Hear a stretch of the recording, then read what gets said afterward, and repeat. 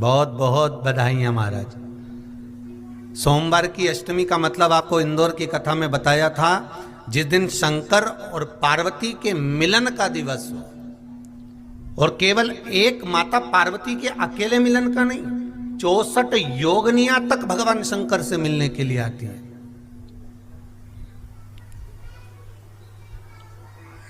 64 योगनियां। कहते हैं भगवान के जितने जितने विवाह हुए थे ना, उमा से, सती से, कात्यायनी, कुष्मांडा, चंद्रघंटा, स्कंदा, ये जितने जितने जितने भगवान के विवाह हुए थे, अनेक अनेक उमा आदि आदि जितनी भी भगवान की जो विमंगल विवाह हुए थे, सारी माता पार्वती के जितने अंश हुए हैं, माता पार्वती के जितने स्वरूप हुए हैं, ये सारे स्वरूप, सारे अंश माता पार्वती के।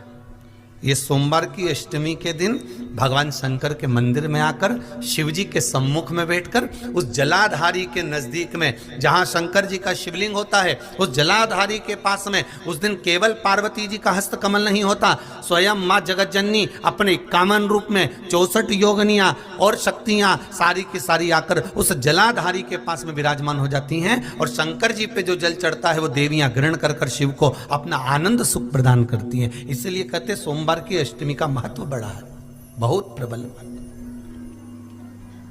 कार्तिक के महीने में पूर्णिमा से पूर्णिमा के बीच में जो सोमवार पड़े, प्रदोष पड़े, शिवरात्रि पड़े, प्रयास करना, अगर बहुत कष्ट की जिंदगी चल रही हो तो शिवरात्रि, प्रदोष और जितने सोमवार पड़ रहे हो कार्तिक में 4-5 जो सोमवार पड़े, उसमें एक बेलपत्र अशोक सुंदरी वाली जगह पर और शमी पत्र देवादिदेव महादेव के ऊपर, ये 2 जगह पर अवश्य चढ़ा। एक महीने में जितने सोमवार पड़ जाएं और प्रदोष पड़े और मासिक शिवरात्रि पड़े, उसमें अवश्य चढ़ा। बेलपत्र कहाँ चढ़ाना है? जम के बोलो जरा। अशोक सुंदरी की जगह पर। और शमी पत्र कहाँ चढ़ाना है? देवादिदेव महादेव के ऊपर। एक बार चढ़ाकर देखो, आपके जीवन का जो आनंद है, जो अपने हृदय की कामनाएं हैं, अपने हृदय के भाव हैं, कार्तिक का जो महीना है भगवान षडानंद कार्तिकेय जी के लिए मूल है। इस षडानंद कार्तिकेय जी ने जब तारकासुर का संहार किया था, तारकासुर को जब मार दिया था, तो 33 कोटि देवताओं ने षडानंद कार्तिकेय जी को वर प्रदान किया।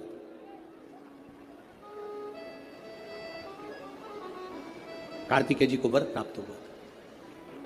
तो लक्ष्मी जी ने और भगवान नारायण ने षडानंद कार्तिकेय जी से कहा, हे स्कंद देव, हे कार्तिकेय, कार्तिक के महीने में जो दीप दान करता है उसके घर में कभी संपदा की कमी नहीं आती है।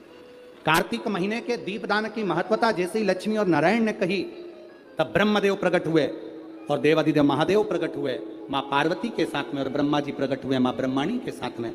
उन्होंने वर प्रदान कर दिया। षडानंद कार्तिकेय भूलवश भी अगर कोई बेलपत्र और शमी पत्र दोनों एक साथ आपकी बहन अशोक सुंदरी और आपके पिता देवादिदेव महादेव को शमी पत्र जो समर्पित कर देगा, षडानंद कार्तिकेय इस कार्तिक के महीने में देवादिदेव महादेव कहते हैं उसके यहां कुबेर का भंडार शिव भर देते हैं। एक शमी पत्र, फिर समझिएगा, ये जो बेलपत्र है ये आप समर्पित करेंगे अशोक सुंदरी वाली जगह पर। कहां समर्पित करेंगे? अशोक सुंदरी की जगह। और शमी पत्र आप समर्पित करेंगे देवादिदेव महादेव के ऊपर। बस इसमें एक चीज का स्मरण अपने को करना है, जब अपन अशोक सुंदरी की जगह पर बेलपत्र चढ़ाएंगे तो ये डंडी का जो मुख है ये महादेव के जो खाली स्थान है, खाली वाली जगह, उसी ओर होगा। शमी पत्र की जो डंडी का मुख है इसी की ओर, जिस ओर तुमने बेलपत्र चढ़ाया है उसी ओर शमी पत्र की भी डंडी का मुख उसी ओर होगा। जहां पर आप बेलपत्र की डंडी का मुख रख रहे हैं उसी ओर शमी पत्र की डंडी का भी मुख उसी ओर होगा। तो देवादिदेव महादेव भगवान शंकर, मां जगतजननी जगदम्बा, कार्तिक के महीने में एक बेलपत्र, 3 शमी पत्र। बहुत ध्यान दीजिएगा, कार्तिक के महीने में 1 बेलपत्र, 3 शमी पत्र।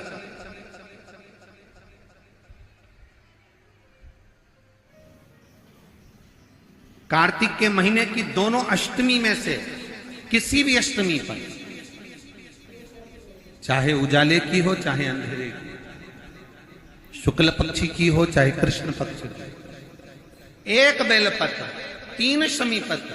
आप कभी दिल से, कभी मौका मिले हृदय से, दामोदर मास में, कार्तिक मास में अशोक सुंदरी वाली जगह का स्पर्श कर कर भगवान शंकर के शिवलिंग पर एक बार समर्पित कर कर देखना, और दूसरे वर्ष इंतजार करना कि तुमने कार्तिक महीने में अष्टमी के दिन बाबा को शमी पत्र बेलपत्र दिया था, क्या बाबा ने तेरे घर में धन और वैभव दिया कि नहीं दिया? जो स्थिति में गाड़ी चल रही थी वो स्थिति की गाड़ी तेरी पार हुई कि ना हुई?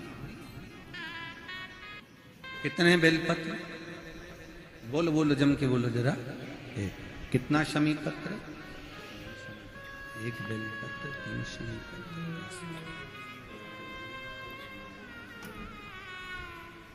कभी स्मरण में लाइएगा।